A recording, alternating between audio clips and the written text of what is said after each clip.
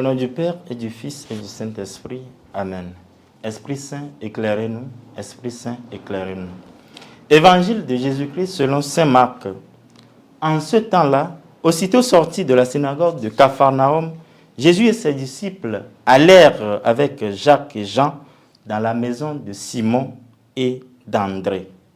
Or, la belle-mère de Simon était au lit, elle avait de la fièvre. Aussitôt, on parla à Jésus de la malade.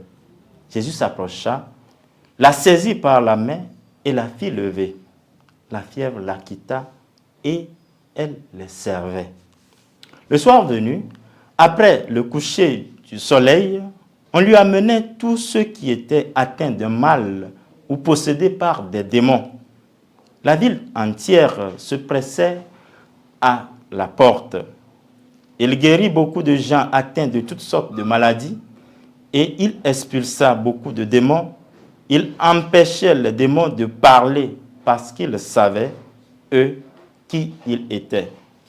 Le lendemain, Jésus se leva. Bien avant l'aube, il sortit et se rendit dans un endroit désert et là, il priait. Simon et ceux qui étaient avec lui partirent à sa recherche.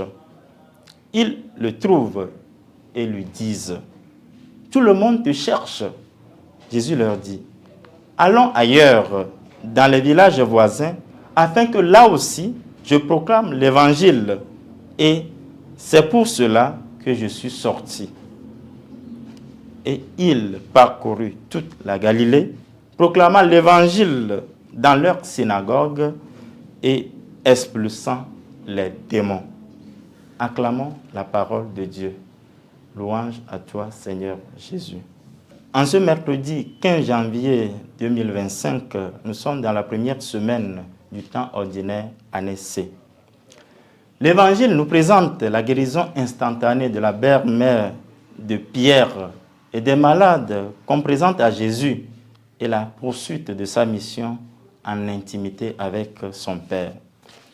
Le Christ, dans son activité missionnaire, est au milieu de son peuple opérant la guérison des malades dans son apostolat, visite les siens et il se retire auprès du Père pour se ressourcer. Toutes ses œuvres rythment sa vie entre action et contemplation.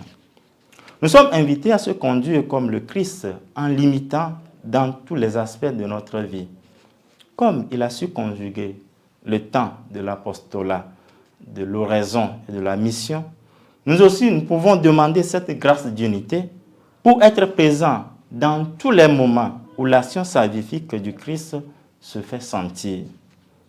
Auprès des malades, des marginalisés, des sans-abri, pour les réconforter, les guérir et les soulager. Auprès des incrédules, des douteux, pour leur annoncer la bonne nouvelle du salut. Auprès des éloignés, des perdus, pour être proche d'eux, témoigner de notre proximité. Comme le Christ a guéri la belle-mère de Pierre, qui se met au service tout de suite, puissions-nous être en tenue de service pour que le règne de Dieu passe de nos églises au sein de nos familles vers la périphérie. Partons ailleurs afin que là aussi, la bonne nouvelle soit proclamée. Au nom du Père et du Fils et du Saint-Esprit. Amen.